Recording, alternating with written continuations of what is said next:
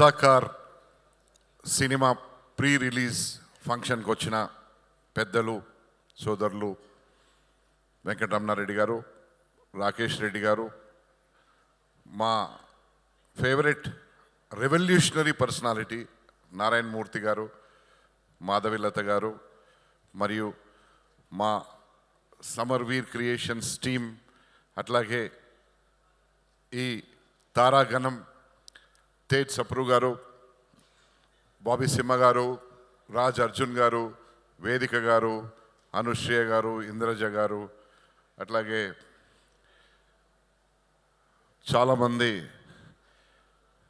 many people who have contributed as a team, production team, direction team, finance team, everybody has contributed their might for the successful production of this movie. I really appreciate all of you. నా media మిత్రులకు మీ ద్వారా ఒక విషయం మళ్ళొకసారి తెలియజేయాలి.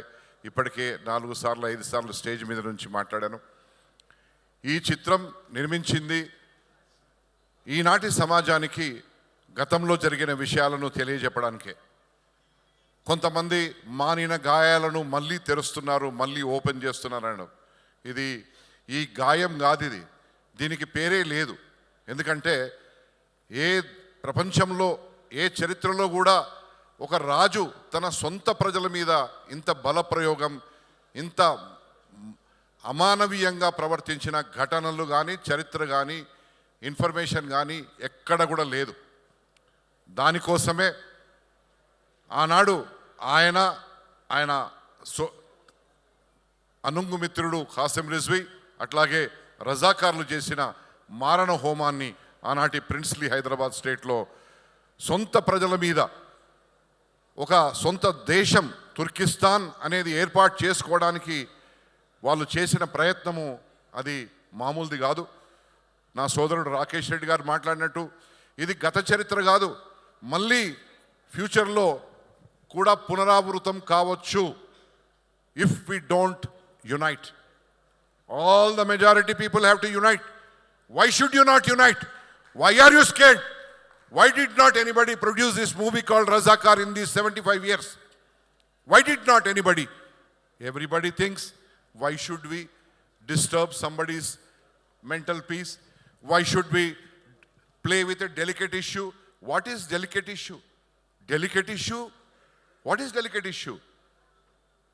Your survival is a delicate issue.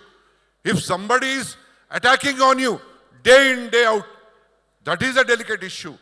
You should enlighten the present day population of this country, who form part of almost 100 crores out of 142 crores. వాళ్ళకు వాళ్ళ పిల్లల భవిష్యత్తు కోసం, వాళ్ళ మనమన్లు మునిమన్మన్ల భవిష్యత్తు కోసం ఈ చిత్రాన్ని నేను ఒక మంచి మనస్సుతో నిర్మించాను, కానీ ఏ దురుద్దేశంతోని సినిమా నిర్మించలేదు. ఈ సినిమా నిర్మించడానికి రూపాయి అనుకుంటే 3 రూపాయలు అయింది, 16 కోట్లు అనుకుంటే ఈరోజు 51 కోట్ల రూపాయలు అయింది. నేను మంచి తారాగణాన్ని, పెద్ద పెద్ద హీరోలను పెట్టుకొని తీయొచ్చు, హీరోయిన్లను పెట్టుకొని తీయొచ్చు, కానీ ఇదంతా నా కుటుంబం. ప్రతి ఒక్క ముఖం ఇక్కడ ఉన్నది ఆ పాత్రలో జీవించిన ముఖాలే ఇక్కడ ఉన్నాయి. ప్రతి ఒక్కరూ న్యాయం చేశారు.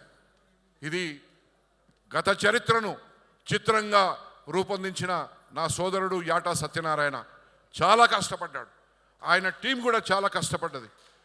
మా డిఓపి, మా మ్యూజిక్ డైరెక్టర్ అయితే ఆయన ప్రతి రక్తపు బొట్టులో సరస్వతి జీవిస్తుంది. బీమ్స్ ఆయన జీవితంలో చాలా పెద్ద ఉన్నతమైన స్థితికి పోవాలి. మాకు తేజ్ సప్రు గారు ఆయనను చూడగానే పెద్ద మనిషి అనిపిస్తాడు, కానీ మేమంతా సమకాలీకులం. మా తమ్ముడు రాజ్ అర్జున్, వీళ్ళందరూ కూడా, బాబీ సింహ నా కొడుకు లాంటి వారు, బిడ్డలు లాంటి వారు, చాలామంది ఈ సినిమాలో ఎన్నో కార్యక్రమాల్లో పాల్పంచుకున్నారు. వేదిక గారు, అట్లాగే అనుశ్రేయ గారు, ఇంద్రజ గారు, ప్రేమ గారు, తులసి గారు, వాళ్ళు రాలేకపోయారు. ఈ సినిమాని ప్రతి ఒక్కరూ చూసి వేరే ఆలోచన లేకుండా రేపటి సమాజానికి మనం సిద్ధం కావాలి. మనం ఎవరితోని భయపడవలసిన అవసరం లేదు.